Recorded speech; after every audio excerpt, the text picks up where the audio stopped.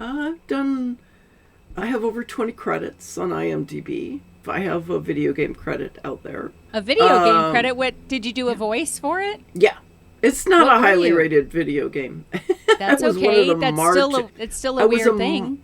Yeah, I was a martyr in hell. It's a very scary game. That's awesome. Martyr in Hell should be your Instagram handle. Look at Kris. You're much more wily than you come off, okay? The Leah Renee Podcast. I love it. I love it. I love it. Well, guess what? There's stuff you can do to make it not be so awful. We going on Drax. Scouts. I have a crush on every A boy. low point of my life. I mean, things were bad. You're a nut job. You're eating bags.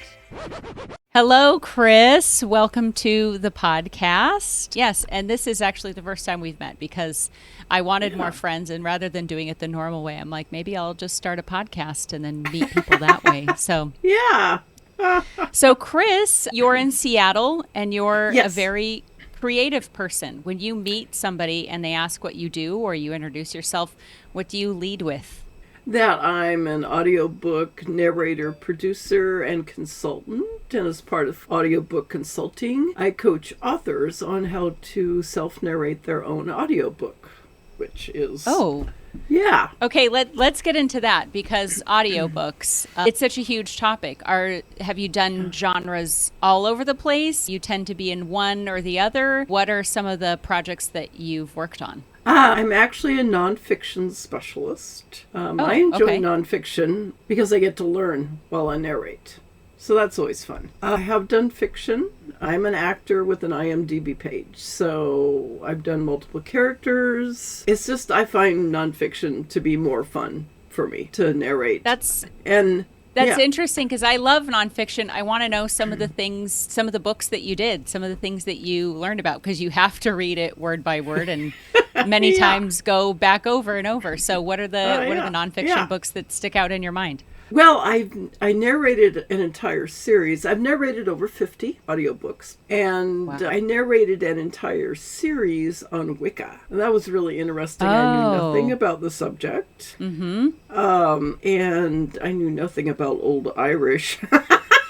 Oh my gosh. Is there a lot that's in Gaeilge? Is that the thing? Like, I didn't know there's a crossover with Wiccan stuff and Irish stuff. A lot of their holidays and Samhain and stuff like that. Yes, yeah, Samhain. Yeah, it's like I saw that word and I'm like, okay, I have a vague idea how this might be pronounced, and then I heard and I went, what?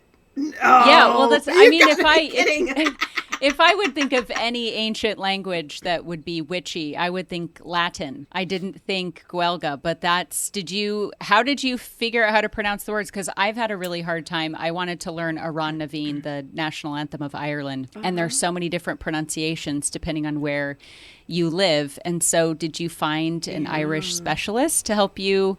Because I don't think just Googling it was going to cut it. Actually, most Googling it, or I have some special sites I go to. Forvo was a good site for, especially any of the European languages, older European languages. You can find good pronunciations out there, and they'll also give you alternatives. I have a subscription to Merriam-Webster for pronunciation stuff. For pronunciation stuff. It's not as good for weird languages, but for, all the other stuff, it's a very good...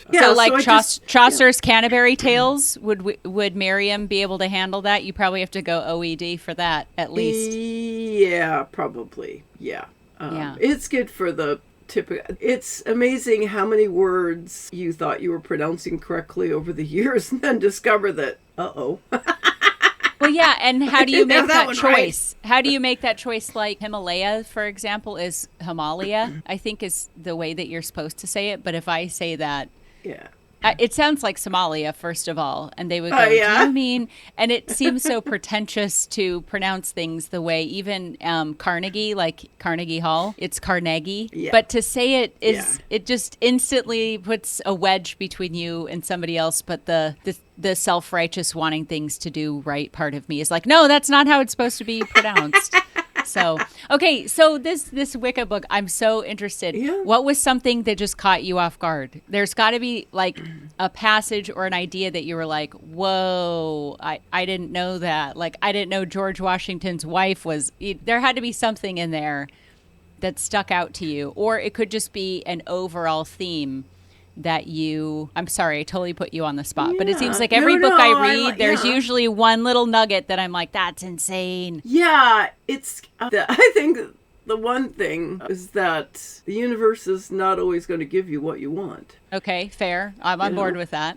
Yeah. But, and it was all over. It's really big on do no harm. Okay. Interesting, because we get the idea that Wiccans are like double bubble, toil and trouble, like liver of a cat, eye of a toad, and they sounds more like Quakers. Yeah. And in fact, what the Western world considers black magic is actually forbidden.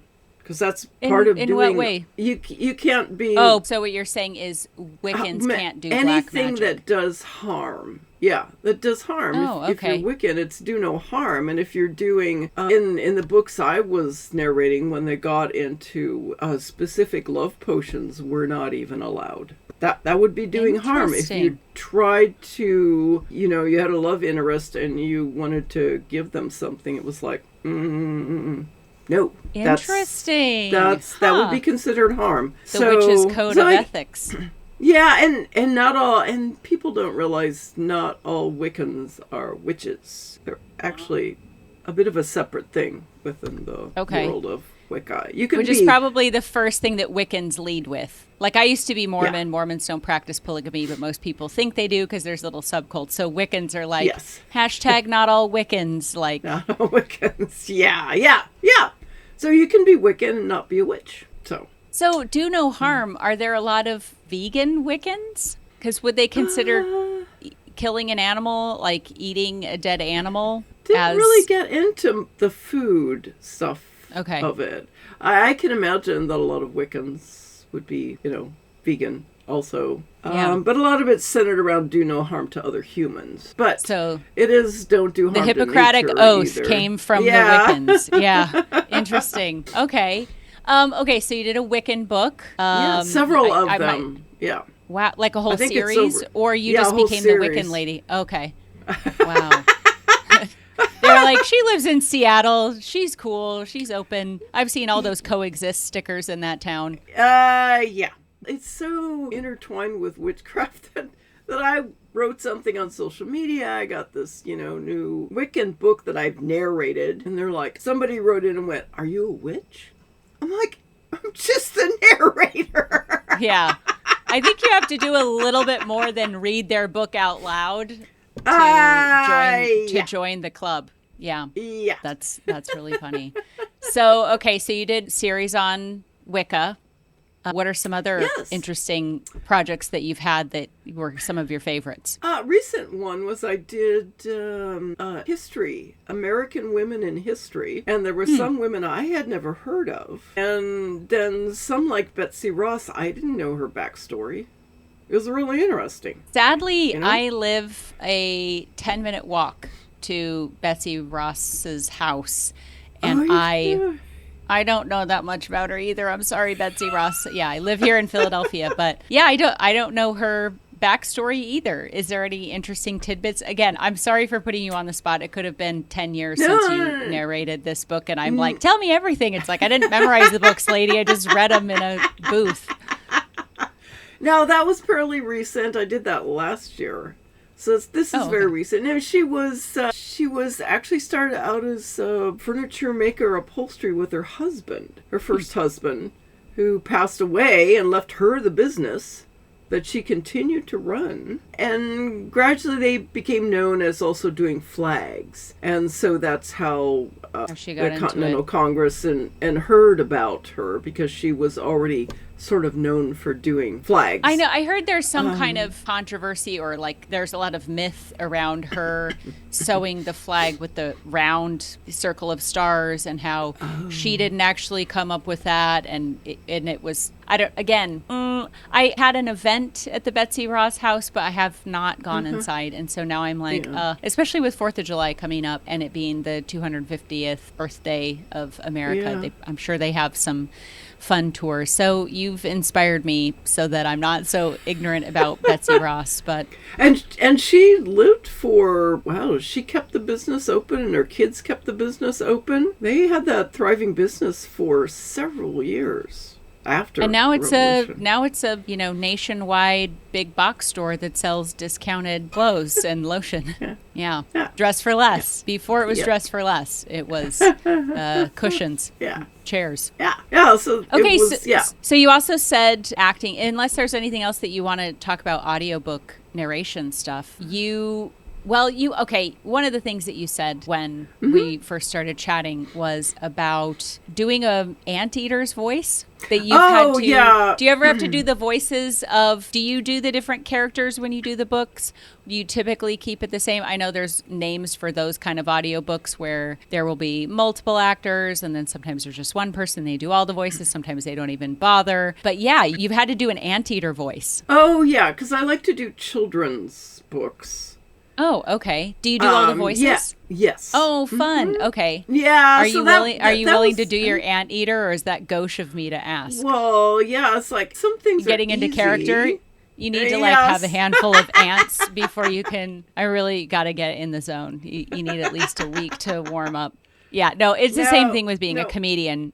People find out you're a comedian. They're like, tell me a joke. And you're like, it doesn't really work like that. But No.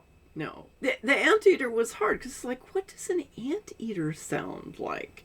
And I'm like, oh, what do they eat? Ants. And how do they eat apparently ants? Termites. Termites. Apparently they eat termites is like the main staple. Not that they'll turn down an ant, but termite eater is just too much of a mouthful. Yeah. So, they intended. have a long tongue. So they have a long tongue to talk like that. Oh, okay.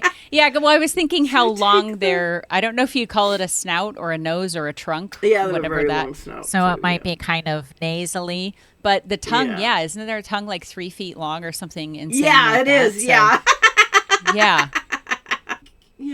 Yeah. Usually I'm thinking I'm not a good mimic, but I love coming up with unusual voices for characters. So I usually start with, what's a physical characteristic that they have? And then, and sometimes I get to do really unusual voices. I worked on an animation. It was for a contest for a group I belonged to, the Creators Society. And there you just get matched up with whoever, a story writer, storyboard, an animator, a producer, more voice actors. And it's like, then they come up with a story, and then they've only got these 3 voice actors to work with. So you get to, this one was unusual. I would rarely be asked to do a sexy voice, but that's what I had to do.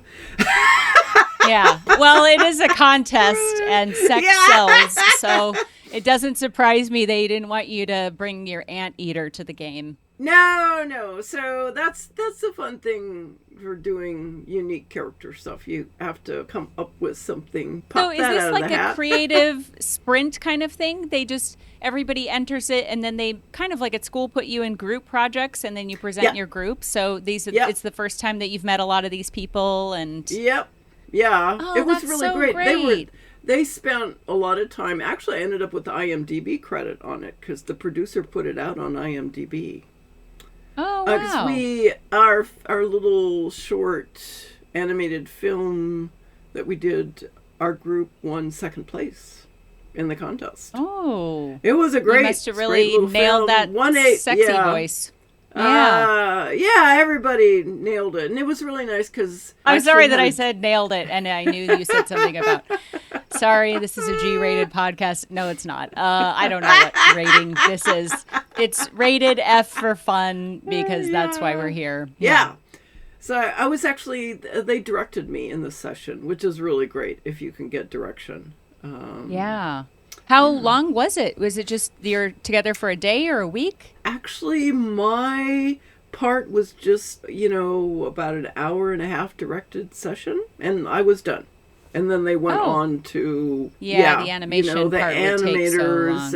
The animation takes a while. Yeah, the voiceover doesn't take that long. Yeah, that's something I know they do in the tech world. They will have little sprints or meetups where, I forget, they call it like DevCon or something, and they'll have an idea to create an app or something like that. So they have, 100 people come in these little groups. And then by the end of the day or 2 days, then they have a prototype. And those kinds of things are so fun to be in person. And that's maybe one of the things that I wonder about for you.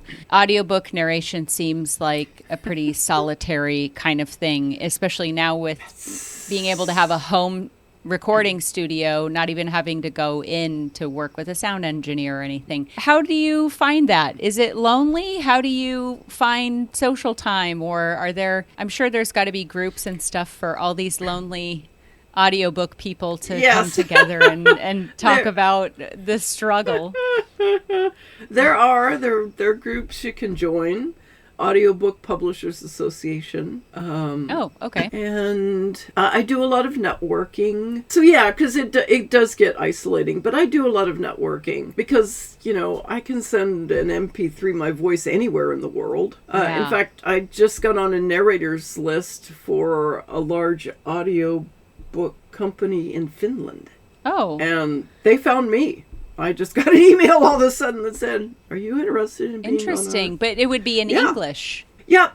Yeah, there are a lot, English has a lot of people that speak English. I just went to Denmark and I knew everybody there spoke English, but I knew culturally it was different, but no problem at all. So I'm curious, with your job being so solitary, would you consider yourself an introverted person? Is it difficult for you? Do you really like to be social and you find that you have to get out, or do you feel like it suits you just right? How does that work with social time and getting out? I do. Yeah, I'm an introvert. And I would have to say, because this goes against the grain that what everyone thinks, is most of the actors I've met are introverts. They're probably more actors that are introverts than are extroverts. I had a acting instructor that said, "You're an extrovert on stage or on film, but otherwise you are what you are." Yeah. So you've done some stage work and some film work. Tell me about those projects. Yeah. I just auditioned for a film yesterday. Ooh, I still have to put it together, which as an actor I've had to learn how to do video editing because everything is recorded at home now. Yep, everybody's had to get CapCut. Yep. So you can see behind me that screen. gray. That's what we pull down, and that's where I get filmed. So I'm going to be putting that together. And let me tell you, video editing is much harder than audio editing. Audio editing was pretty easy to learn, but video editing, no. Yeah. So many moving parts. Yeah. And we've also done some commercial auditions lately. So, you had mentioned that you were in Sound of Music. Which nun were you? You were the mother? I was the Mother Abbess singing Climb Every Mountain for 29 performances. Oh my goodness. I have to admit, we watched that with my family, and that usually was the part as a kid that we would fast forward because, everything else in Sound of Music is quite, but then I actually like the song on its own. Like if I'm listening to inspirational music or something, I find it's better almost by itself because it's a very reflective song, and in between like doe deer, it actually is. In fact, back to my Mormon roots, the Mormon Tabernacle Choir did that song, and there's a really beautiful rendition of it that has been on a few different compilations. And so I'm like, it's actually a very inspiring song, but I think because it's just one lady looking out a window for a kid with a short attention span, it was kind of like more dancing, more guitar. So. So that was, I really enjoyed that. Yeah, and film, I have over 20 credits on IMDb. One of them is voice stuff. I have a video game credit out there. A video game credit? What, did you do a voice for it? Yeah. It's not a highly rated video game. That's okay. It's still a weird thing. Yeah, I was a martyr in hell. It's a very scary game. That's awesome. You should lead. Martyr in Hell should be your Instagram handle. Look at Kris. You're much more wily than you come off, okay? You're doing these Wicca books. You're a martyr in hell that used to be a nun. Just kidding, not in real life, just in Sound of Music, just so everybody's clear. You've got range. Did you say you played a cucumber? Okay. Yes, my latest it's just a little short audio book. It's actually a Hans Christian Andersen fairy tale. Nice. The Farmyard Cock and the Weathercock is the name of the story. And one of the characters in there is a cucumber laying in a farmyard. Okay. So I had to give voice to a cucumber. It's like, okay, cucumber. It's not going to have a lot of energy because it just lays there. You can't use the anteater logic because they don't have a buccal cavity. So, I guess just a seedy voice. Oh, sorry, that was bad. A cool voice? No, Kris, cucumber's just lying around, and it's talking about it admires the weathercock for some reason. Or the rooster. Anyway, it admires one of them, and it's talking about how it admires the rooster, and it talks kind of slowly because it's just laying there in the farmyard.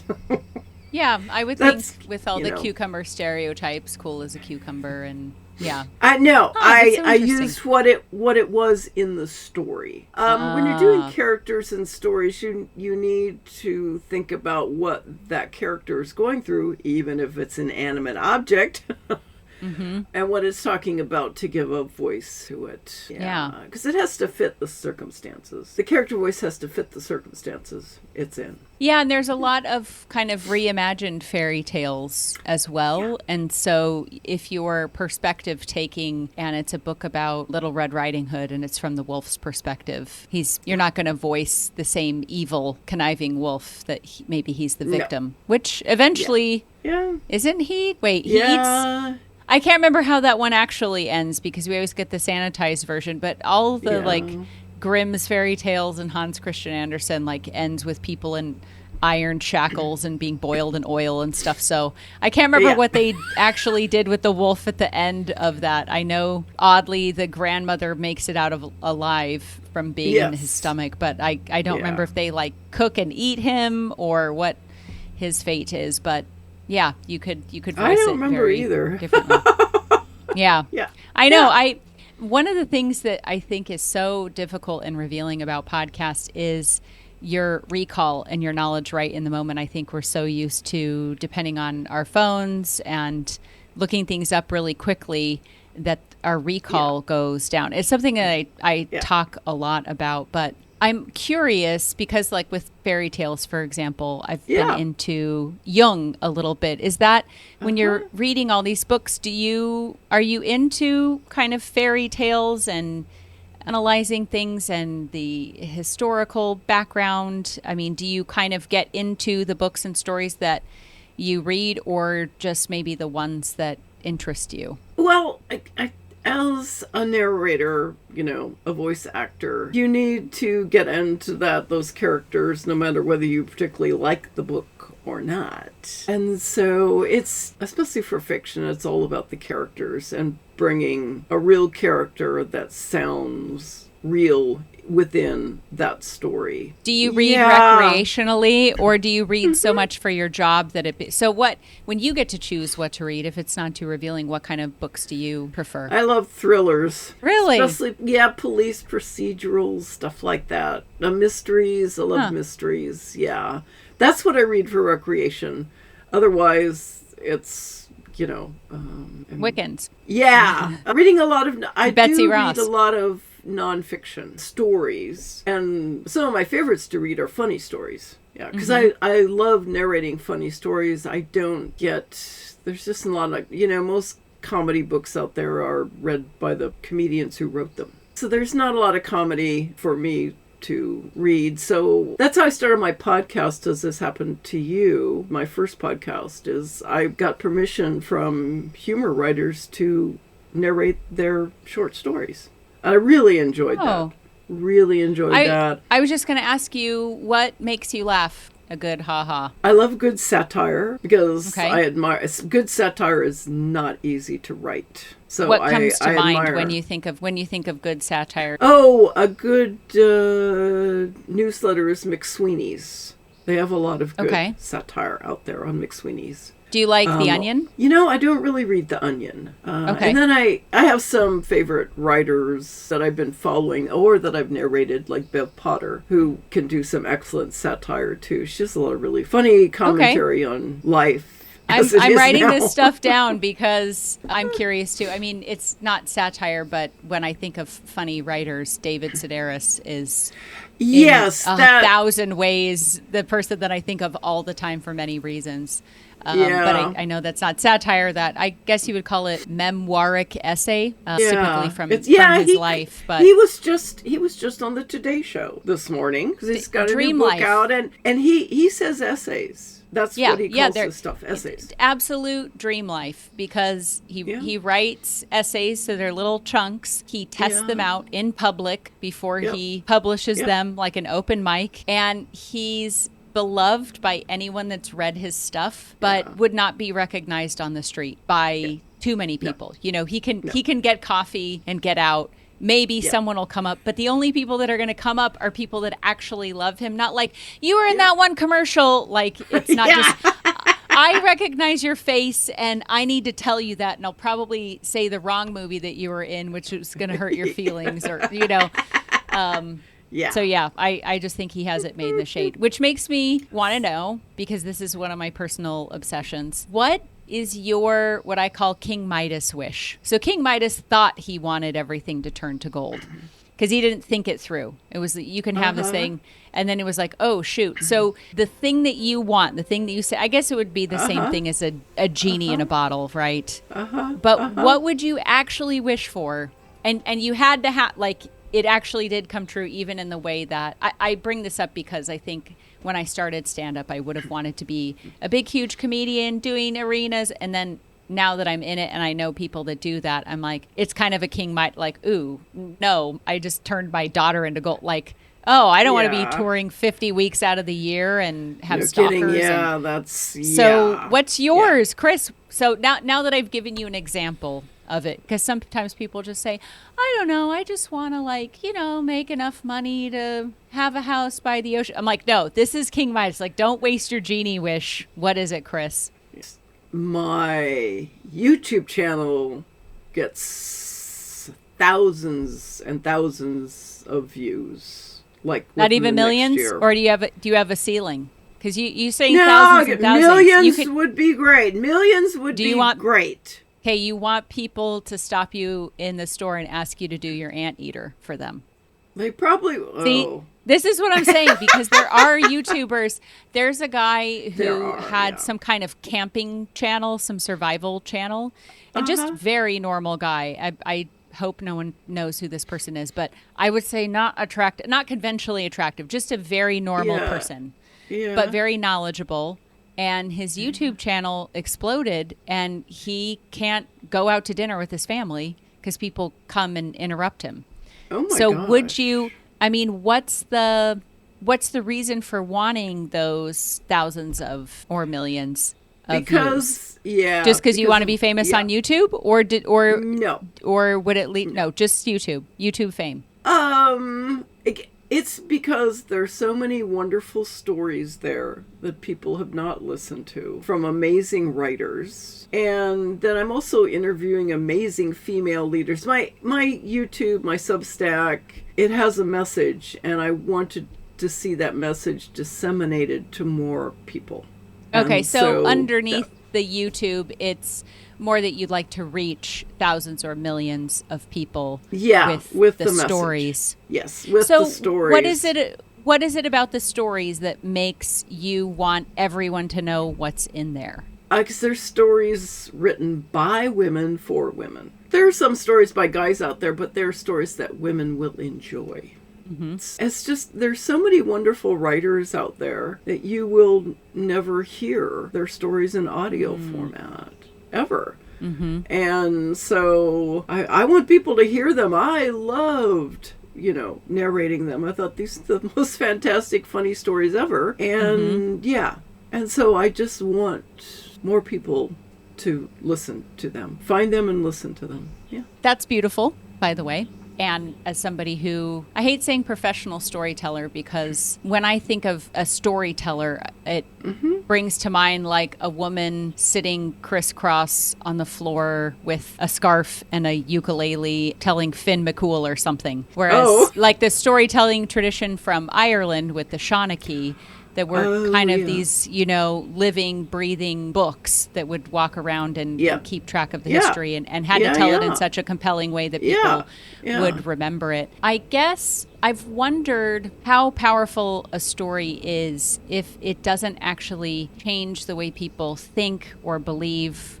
or how they maybe empathize with other people. Because sometimes I meet people that read a lot and they love getting lost in a story, but they sort of don't have a life beyond that. Yeah. It's the difference between being a creator and a consumer. And so I've wondered how the consumption of stories, how often that translates to somebody actually changing their life, because I typically will make big life changes because of someone else's story. Like Phyllis Diller, she started comedy at the age of 37 and she had 5 kids. So when I hear that story, I go, oh, I can do this. But then there are other people that are like, oh, wow, what an amazing, and it doesn't kind of motivate them to change. So I'm curious how you feel the value of story is communicated to people, or what the purpose of story is. It to record history so that everybody else can know? Is it to have self-improvement or to educate? These are all benefits of story, but I'm curious what drives you in wanting to share the stories of others. I think it's being exposed to different viewpoints. It's going, oh, I never thought of it that way. And then if you never thought of it that way, maybe you'll keep thinking about, maybe you'll keep going down that path. And then that does lead to transformation. Oh, I never thought about it that way. Yeah. I narrated a piece on, because this is going around so much, meritocracy. And it was a funny story about meritocracy, written by a guy, but it really was very applicable to women. It was applicable to everyone. And then I had a woman write in and go, oh, I've never viewed merit that way. Just like, I got someone, at least one person said, oh, merit. Oh, I never thought about it like it was that. in a changed way of, oh, I never thought about it that way. Not I never thought about it that way. Like, because sometimes when you present, people go, well, that's not the reason why, that they'll combative, but it was more like opening up to. And I think if you make people laugh, they're more likely to go, oh, that was funny. Oh, maybe I'll think about that some more. Yes. Maybe I'll think about that. Honestly, Kris, you have captured what I think a lot about in comedy is how to sneakily change people's minds. Yeah. Because if you come at it directly, it's a TED Talk and it's didactic and it's preachy. But Jim Jeffries, for example, has he's an Australian comedian who has one of the most respected and quoted and mind-changing bits about gun control that you could, and it's the whole thing is a show don't tell. The whole thing is him acting out and showing, for example, when people say, well, I have a gun so I can defend my home. If somebody comes in, I need to be safe. Okay, so you have your gun out so that it's ready to go. Well, then what about if a kid gets it? Oh, well, we put it in a safe, to make sure that nobody... Okay, so if it's 2 o'clock in the morning and someone's breaking into your house and you're running up the stairs in your underwear going, honey, when's your mom's birthday? That you go, it's so much more powerful because it's a funny bit, but he covers, it's not a straw man, and it's so much easier to do the straw man approach. Yeah. So it is. Yeah. I think we probably, I don't want to put words in your mouth, but it seems like both you and I appreciate stories as a way to connect people, to be more empathetic, and to have a kinder, gentler, more understanding world. And I think stories are good, but they're great if people can change. Yes. And I think that's why we have the Diary of Anne Frank as standard reading for all kids to see which is why it's so crazy that the country is the way that it's like, didn't all of us read the Diary of Anne Frank? Don't we that's what is crazy to me, that we know how this movie ends and we know who the baddies are. And sometimes when you read, I think especially for me, memoirs and nonfiction stuff during the height of the Syrian refugee crisis, I read a book called A Hope More Powerful Than the Sea. And it's about a Syrian refugee. It's horrific. And I can remember such a page turner sitting up in the middle of the night just weeping. Some of it's quite graphic. And from that moment on, I'm like, no, I am pro-immigration. Yes, we have laws and ways to help people assimilate. And it's really important to, when somebody gets here, to help them understand culturally what they're getting into and language stuff. But when you read that, you're like, if that was my sister and she went through, you just can't go back. But it's getting those stories to those people. It's just so easy to get in your camp and then to only read the stories that confirm your own bias. That Or else so how do we solve it? Solve it, Kris. Somehow we got to get people to connect the dots. And so many of the dots don't get connected. It's just applying the past, looking at the past and going, is this like, it is kind of like that, isn't it? But we don't do that. We don't bring that past up here and go, we should probably examine that. Well, it seems like it's just so much cherry picking, because it's very much people they'll pick their example of the past of, well, what happened with so-and-so, I don't want to get too specific with my family members and specific people that taught me specific things. But as I grew up, when different ideas were posed for how America could be better run, the examples that were given to me by certain people were like Stalin, socialism, communism. That's like communism because we learned from the past. And it's like paying for people's health care. I don't think that's actually Stalin. Like, you're taking the worst things that Stalin did and saying that if we have universal health care, that eventually the government's going to own all the farm equipment and millions of people are going to starve. It's like, it's kind of a leap. So people can also use the past to go, it's just like, this is what happens when the government oversteps its bounds. And so, I don't know. I sort of hide in a hole of happy thoughts because I feel helpless sometimes. And I think getting lost in the world of someone's story makes a transformation within me that feels good.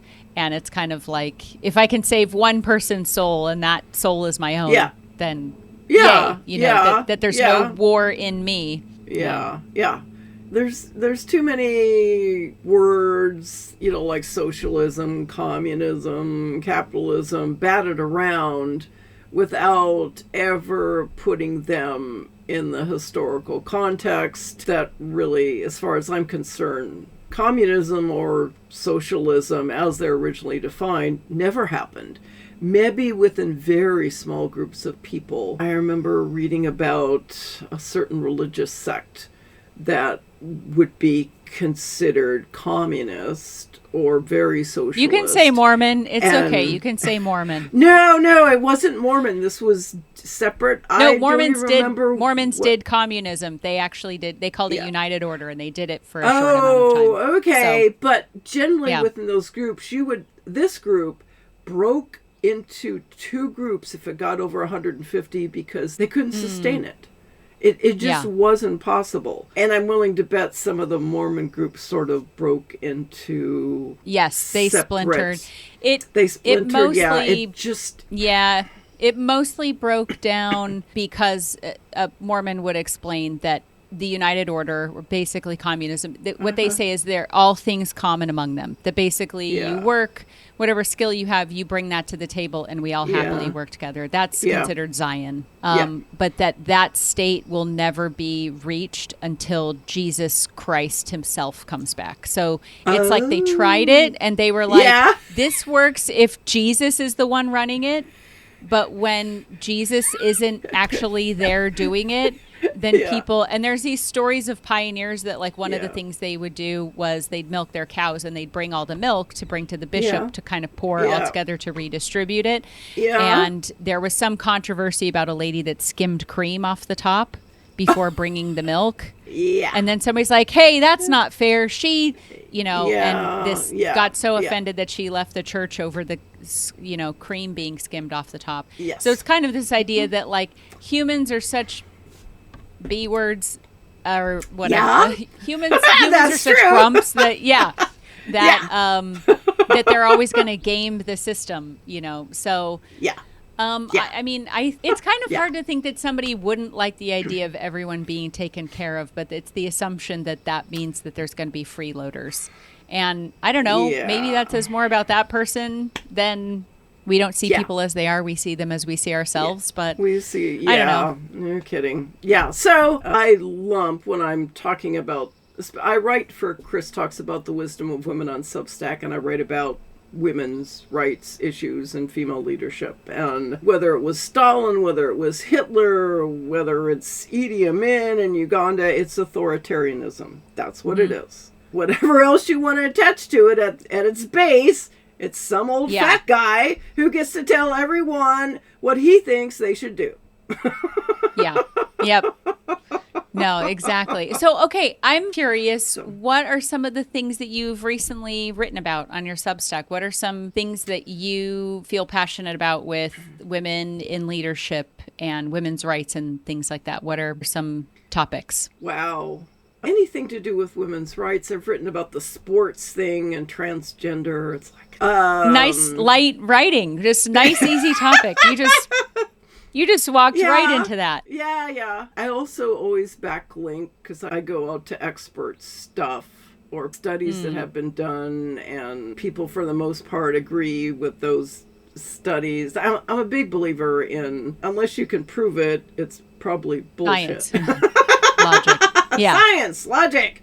Yeah. And yeah. So what you think is not a fact. Unless you can back it up. It's so hard though, because people just take statistics and change it.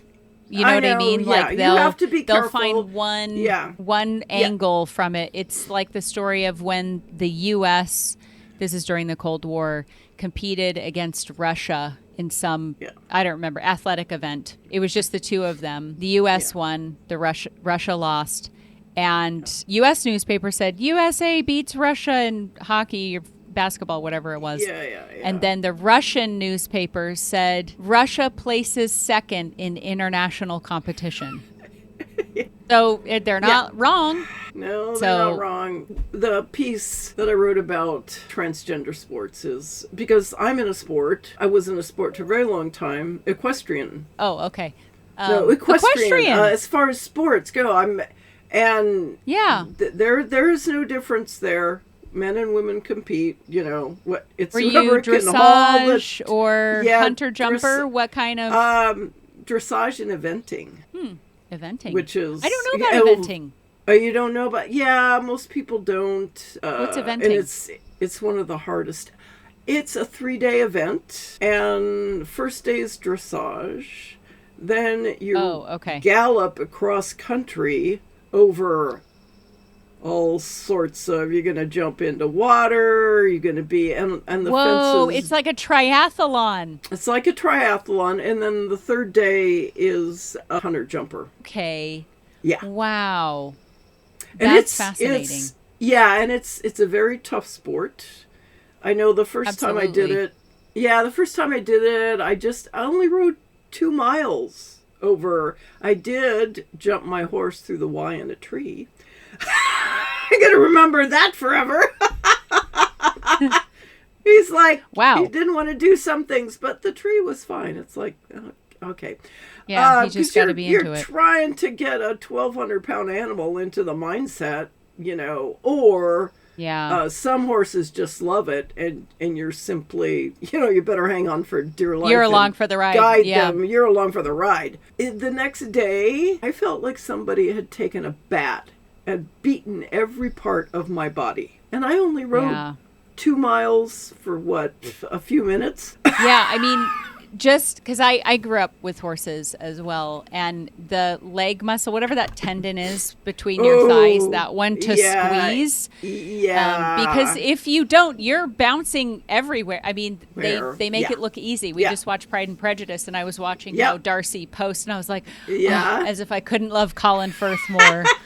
The way, especially, the difference between a trot and a canter. I mean, a trot, you're like, when you get into, instead of tunk tunk tunk tunk with a canter, it's like brum, brum. It's like a wave. But making those adjustments with your legs and how far you lean forward or back, holding your arms. I mean, those horses can feel everything. If you're not completely with them, they'll do whatever they want. Yeah. So especially with dressage.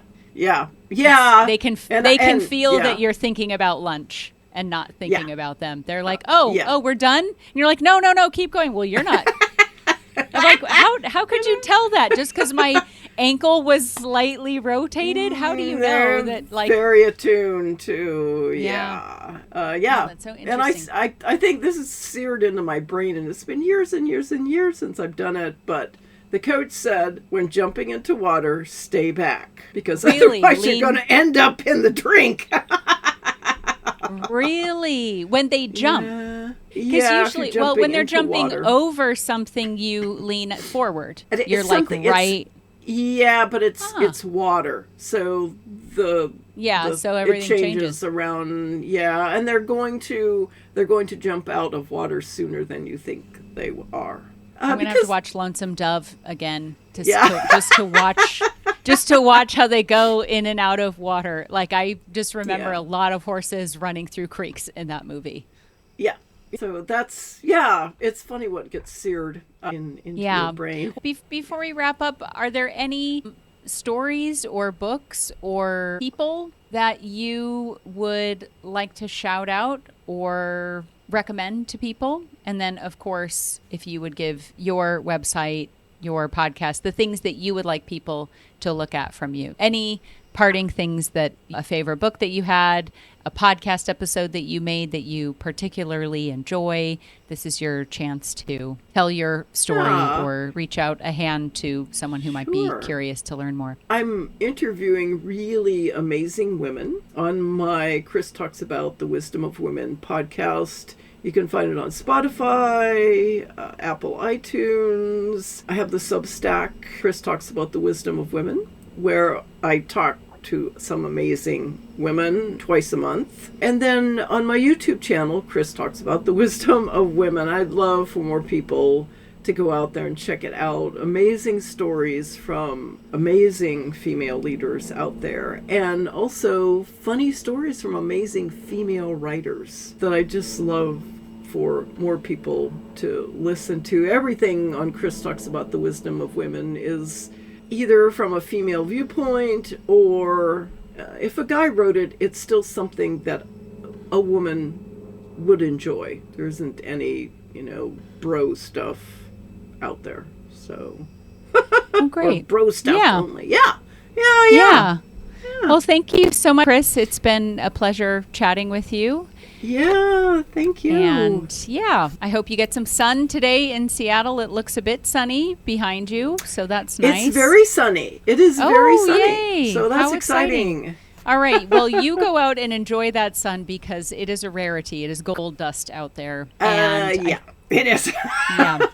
It's one of the reasons we didn't move there. It was like, oh, the moss that grows on everything. It's just always like a spray bottle, a mister, just all the time. But so beautiful there. Yeah. Pacific Northwest. Yeah. Well, thank you so much, Kris. Okay. Have a great day. Thanks for being on the podcast. You too. Thanks. Bye-bye. Bye. Thank you for listening to the Leah Renee podcast. If you'd like to help me grow the old-fashioned way, but without having to bow to the likes of social media, visit my website, leahrenee.co. And as always, Go to bed early, you doofus.